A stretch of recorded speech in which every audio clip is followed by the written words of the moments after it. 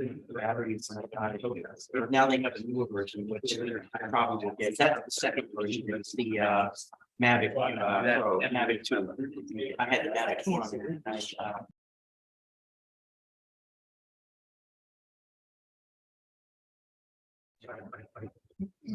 Call the meeting to order, please. Please rise for the Pledge of Allegiance. I pledge allegiance to the flag of the United States of America, and to the republic for which it stands, one nation, under God, indivisible, with liberty and justice for all.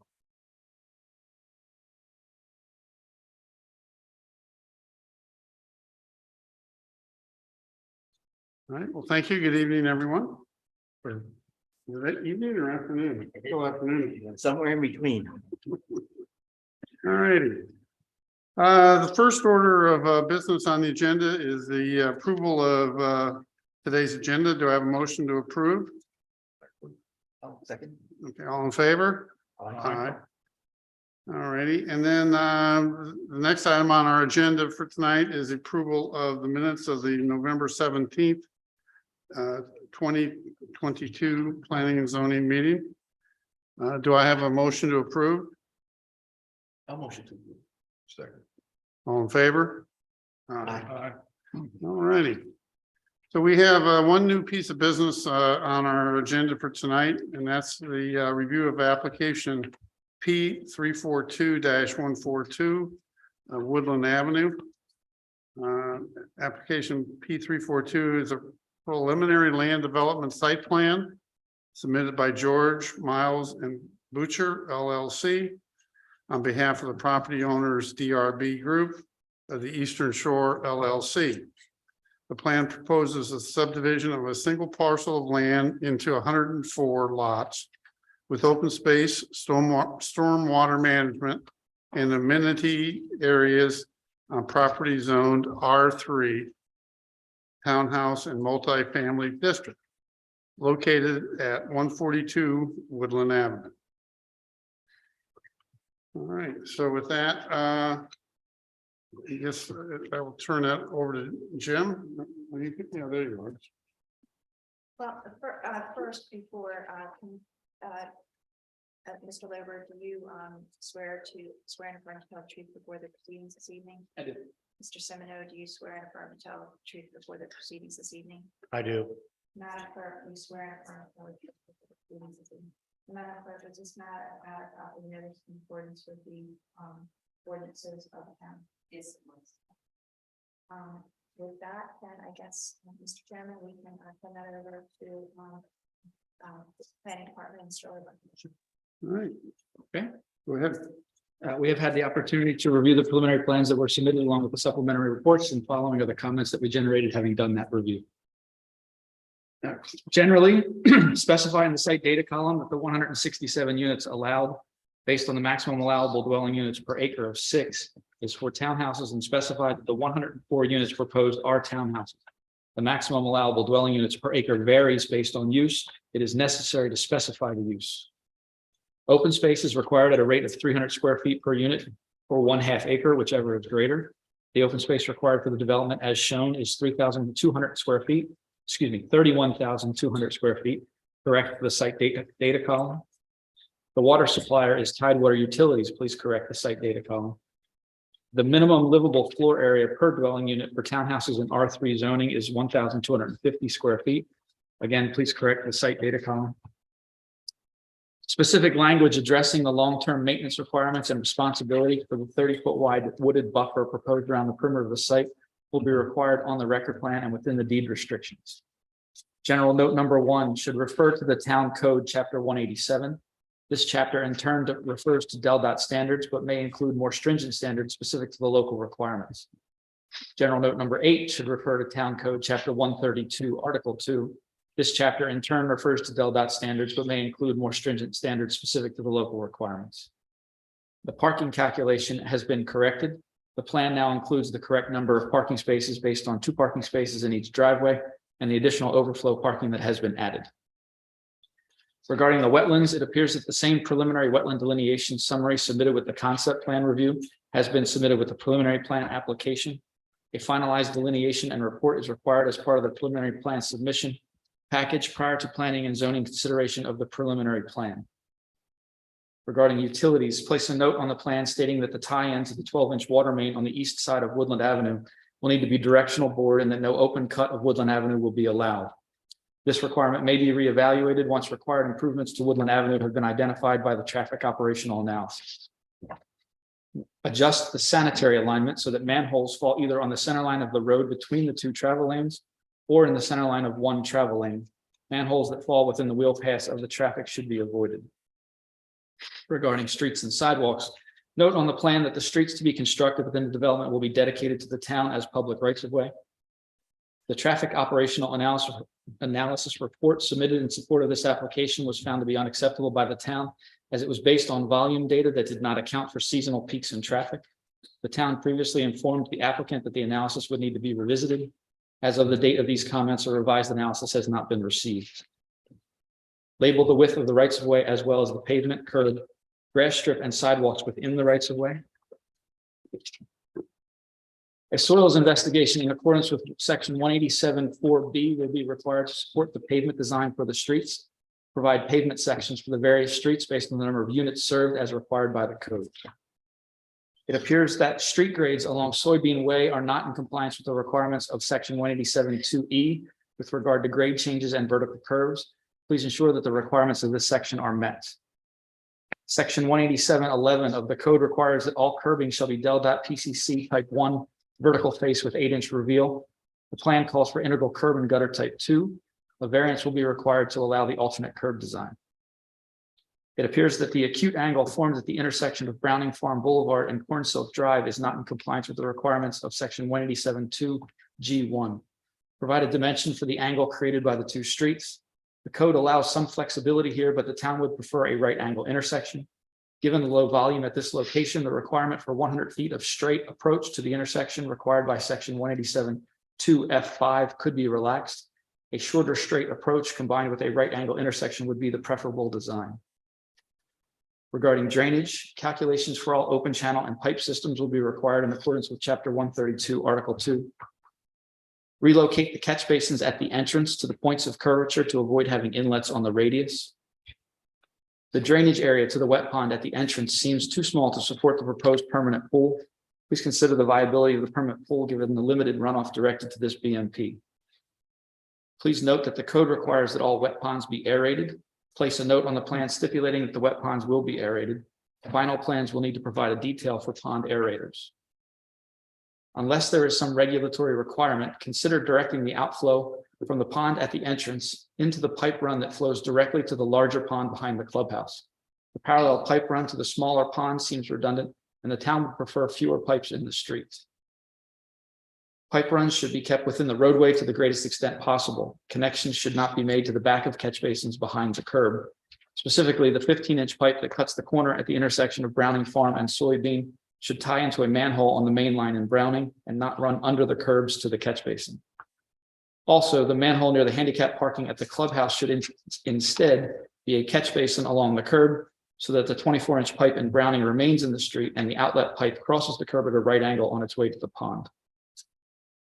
Although an inlet may not be required at the location, the structure across from lot 54 should be an inlet along the curb line and not a manhole in the road to avoid creating acute flow angles in the system.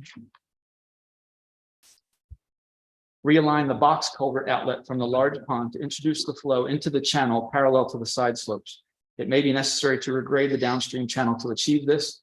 A gradual curve to the channel is acceptable. The abrupt angle between the culvert and the channel currently provided will be erosive. The open channel along the rear of lots 10 through 23 is an excessive encumbrance for small lots. The slopes and the need to maintain flow through the channel will also conflict with the proposed landscaping along the tract boundary. Provide grading similar to the rear of lots 24 through 32 and a pipe network to drain this area to the pond. The minimum storm sewer pipe size permitted by the code is 15 inches. There is some flexibility, but 6-8 inches and even 8 inches is considered too small for site pipes to avoid potential blockage with debris. Provide a design based on a minimum of 12-inch pipe. If the hydraulic analysis reflects an opportunity for smaller pipes, 10-inch pipes may be considered at that time. Regarding, regarding grading, There are locations around the perimeter of the tract where grading is shown off-site. Any work proposed outside the limits of the subject property will require permission from the property owner. Preliminary grading provided at this point results in areas with very little slope. Ensure that grading throughout will be provided in accordance with Chapter 132, Article 1. Regarding landscaping, a detailed review of the proposed landscaping has not been completed at this stage. As the plan moves forward through the process, ensure that the landscaping plan addresses all of the requirements included in sections 140, 73, 74, and 75. The landscaping plan should also include street and parking lot lighting in accordance with the requirements of section 187(8). Regarding easements and rights of way, place a note on the plan stating the requirement for the easement included in section 14079B6. Note that the easement will be dedicated to the town. The easement will need to be depicted on each lot on the final record plan and single lot grading plan submitted for building permit issuance. Easements will be required over any drainage pipes and open drainage channels on private lots in accordance with section 14079.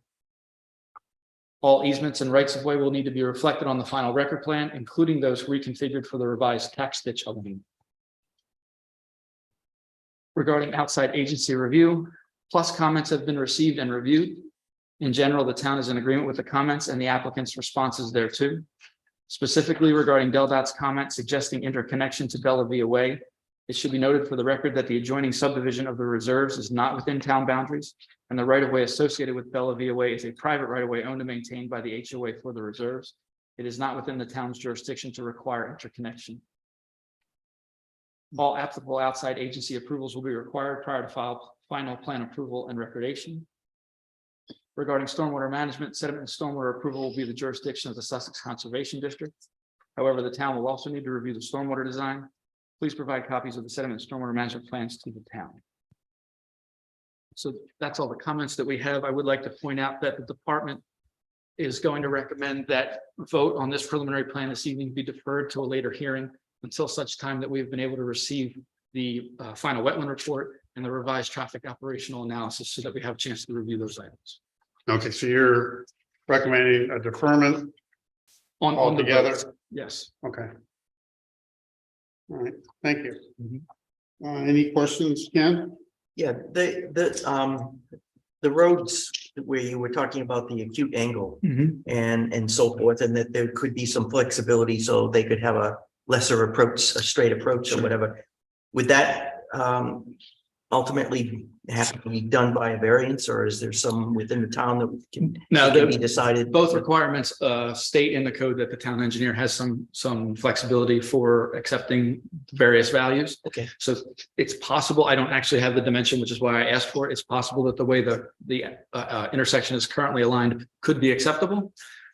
But in my mind, in our mind, it would be a preferable situation to have the intersection as 90 and to have a shorter approach at a straight line, as opposed to having that minimum 100-foot approach that we need to have, and then that requiring an acute angle. Yeah. But there is flexibility for both values. Okay. Provided in the code. Will the landscaping plan be addressed before the next proposal, next vote? They have done an extensive landscape plan. It's sort of a final plan design element. So the specific review of the number of plants, of the location of the plants, of the species of the plants would not technically be provided before the preliminary vote is made. Because I know that's always a hot point. Sure. Buffers, right. Right. Okay. Ken, do you have anything? I just want to add that our office is very appreciative of the developer and his design team for addressing many of the concerns from our constituents and our neighbors over in the reserves. So we thank you. All right. All right. All right. Does the developer, I guess at this point, we would ask if the developer has any presentation or any comments to make to the board? Yep, come up and state your name and for the record, please. My name is Steve Marsh. I'm an engineer with GMB. I have the development team with me tonight. If I just, in case there are more questions, I'll just introduce them. I've got John Shabara and Steve Anderson from DRB Group, and John Soisman and Katya Klinsky from GMB. I would just comment that, I think there's been a really good back and forth, between the development team and the town. We're in receipt of Mr. Lover's comments and we don't see any problem. I did want to ask one question if I could, just in terms of town preference. So the comment about the vertical curb. We're fine with that, but for a townhouse development, there's so much driveway in a row. Can that all be can it all be depressed through there, or does it have to go up and down at each driveway? Because that's going to get a little awkward, even visually. I think that's a little awkward. No, I don't disagree with that. So the question would be, the intent would be to go ahead and stick with the vertical curb, but you'd want to leave the entire length along the front of the townhouses depressed. Yeah, I think that would be, if the town's okay with that, we would go away from the integral curb and gutter type 2. Okay. We can do the stand-up vertical curve as the town is recommending, but yeah, we would ask that for in front of like the full building length, that it be depressed so that it's not constantly going up and down. I think that makes sense and I'm fine with that. I agree. And that would, in theory, not require variance, but okay, I agree. okay. That's really all we have. We're here to answer any questions you all may have. Okay, thank you. Okay. All right. I guess at this point, we can open it up to the audience, and if there's anyone here that would like to address the board regarding this matter, please step forward. Sir? I'm John McKinley. I Hi, live John. in the reserves. And you were ripping through your comments. Did I hear that the traffic analysis failed? It didn't fail. It was based on inappropriate, I guess I'll use the word inappropriate volume numbers. So we've asked them to revisit the analysis based on higher values that would take account of seasonal peaks. Okay. So nothing has failed. I would say it's incomplete. It's right. Since nothing has failed, we have not reviewed it at this point beyond the fact that Okay. the volumes. I was just asking for clarification. Yes. And has the town done a detailed analysis? I mean, the Woodlands is not a very large road. And the intersections, at either end and in the middle, I can imagine that being a nightmare. I'm not against development, don't get me wrong.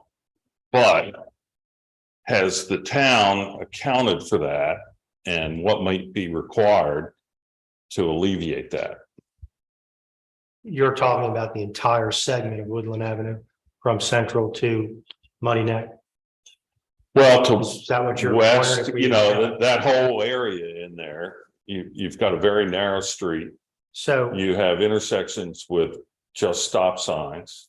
so a little more than a year ago, the town did do a concept review study for that segment of Woodland Avenue between Central Avenue and West Avenue, Muddy Neck Road. Aside from what they're doing at Shore Vista, we recognize that Woodland Avenue is challenging. It is narrow. It's difficult to traverse for both cyclists and motor vehicles. And we have a plan moving forward, which we may decide to move on once we determine the impact of the Shore Vista development on that section of roadway. Is that plan defined and just concept. definitive? It's just. It's just concept. review. That's With respect to the intersections of Central and Woodland, and West Avenue and Muddy Neck Road in Woodland, those intersections are owned and operated by the Delaware Department of Transportation. I do not know what their plan is for those intersections. okay. Thank you. Yep. And then there was a question about a connection between this development and the reserves, Bella Via. DelDOT recommended that in their plus comments. So, okay, there's only one exit to Woodlands out of the reserves, Bella Via. what was the rationale for connecting the two? So that everybody in both neighborhoods would then have two options. As opposed to one out of yours and one out of this one. It just creates the different opportunities. If you live in the reserves and you want to head. Yeah, south- I'm being proprietary here. No, I no, have no, the no, just- reserves. yeah, I'm I'll just be saying honest. hypothetical. Someone who lives in the Right. reserves wants to get to Woodland Avenue, they have no choice but to go to the one entrance. If the neighborhoods get interconnected and you live in the reserves and you want to travel south on Woodland Avenue, you might choose to take a right and come through the new development and then move your trip on Woodland that much farther down Woodland. And then, right, so Del Dot is a fan of interconnectivity because it just creates options. And when you have options, you reduce volumes. Well, that leads to one of my questions was their interest in interconnection, a safety issue for fire or police or whatever. No, okay. I don't believe so. I believe it was purely from a volume standpoint. And just to be clear, that was Del Dot's recommendation. And we're not going to follow through on that. We can't actually. We can't make somebody connect to a road that doesn't belong to us. Okay. Okay. All right. Thank you very much for And your that's time. because that piece of property is part of the county, not part of the town. The road, the property belongs in the county and the road is privately owned and maintained.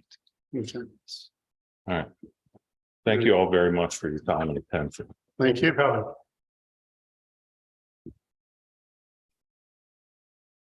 Yes, sir. Yeah, hi, I'm Steve Avato. I live in the reserves on Bellavia Court. Just couple quick things I want to try to understand. The discussion about the Del Dot way, I mean, it does say it's for emergency access. So if Del Dot does require that, can it be something that is blocked off for emergency use only with either a siren activated gate or a key lock that's given to the fire department or the emergency services? Again, Del Dot, the roads within Shore Vista are going to be owned and maintained by the town. The roads within the reserves are owned and maintained by you. Right. Del Dot doesn't have any jurisdiction to insist on that, which is why the plus comments say they're recommending it. We then don't have jurisdiction to insist on it, so we're just going to let it lie. So it's not really an issue yet. Right. And the other question I had was, there was discussions before about a berm somewhere around there, and you guys had said you would graciously consider that. Is there any plan to change that? It looks like on the plans, it's still there, so. Yeah, sure. Yeah. You address it, certainly. Yeah, the question was after, we were here in September, I think September 15th. And we had some great conversations with some of the neighbors outside after the meeting. And we were asked, the development team was asked if it was possible, if we would consider a berm at the back of those units that back up to Bellavia Way. And so that was always going to be part of the landscape buffer. The question is, can we add some grading to it to make it kind of look like the berms that you could see on, I guess, along Burbage? And right now we do. It looks like we've got about a 3 or 4 foot high berm along Bellavia Way is what's proposed. That will be finalized as the grading and the rear yard grading gets fine tuned and the landscaping plan gets even more fine tuned. But that's what we've got in there right now. Thank you. And I have one other quick question about the development. I will do that, thanks. Was in the plan, it looks like there is discussion of a right turn lane to go into the development. Did I see that somewhere in there? Is that something that's written in stone so far, or is that just a recommendation, or? That's something that will be determined through the traffic operations analysis. But at this point, I would say it's probably looking like that will happen, but it's not determined yet. All right, thank you. Thank you. Yes, sir. I just have one follow-up question for the developers and I guess the town. On the berm. If you do plan on putting that in, is that going to be a risk to water drainage? You know, you seem positive in your ideas about putting it in, but once you go forward, is there a risk that won't work from a boundary perspective because of water drainage? Happy to answer that. Okay. Yeah, the property being developed is higher than the reserves, so it will, what it will do is it'll catch drainage coming off of Shore Vista heading, that would have headed towards the reserves. And Oh, I wasn't worried about the reserves. I'm just thinking about in terms of the plan. And if you put it in and you're containing all that water in the new development, if you will. Sure, is that- they've designed and they will continue to detail out a rear yard drainage network that's going to collect the water and take it to the road, All right, to the stormwater on the other side of it. thank you.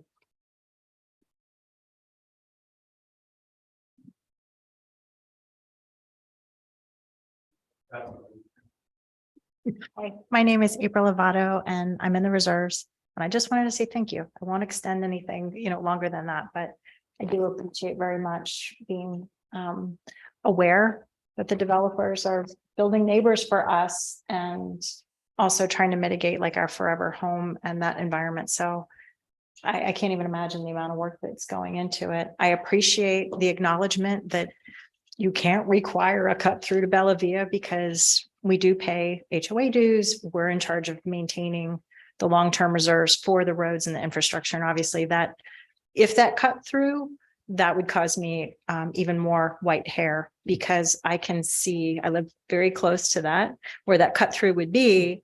And I think that the life of the roads that we just recently paved would be significantly diminished with that extra traffic. So I just wanted to acknowledge publicly, thank you for the work that you're doing on the design for the berm. I think that's really going to be appreciated by those of us that traverse Bella Via Way constantly. And I really appreciate kind of the protection of like, you can't just cut through. It's, so anyway, just wanted to say thank you. And I appreciate also the public notification was really appreciated too, that we received in the mail. Thank you. Anyone else? No. All right, so at this point, I think, are there any other comments from the board that, or questions that you guys might have? Before we, I just have a comment based on, what's happened here is that it's really nice to see that in the case of the development team working with the people nearby that have vested interest in being able to work things out. We don't see so much of that these days, but it's very nice. So I compliment both sides for that. So, Mr. Chairman, our options in proceeding this evening, assuming don't have any more comments, is, we can proceed with a vote, or we can take the town's recommendation to defer proceedings. do we take a vote to defer it? Yes, Okay. So, well, you'll need a motion. can I have a motion to, Make a motion, we defer the proceedings till the updated preliminary plan comes back. we have a second? Okay. All those in favor? Aye. Aye. All right, so motion passes 4-0. With that, I guess business is done for the evening. So with that, we stand adjourned. Thank you all. Oh, what did I'm sorry, wait, what's that? Oh, motion to adjourn. Oh. Motion to adjourn. How did I forget that? Do I have a second to adjourn? Second. All right, all in favor? Aye. Aye. Aye. All right, thank you. Good evening.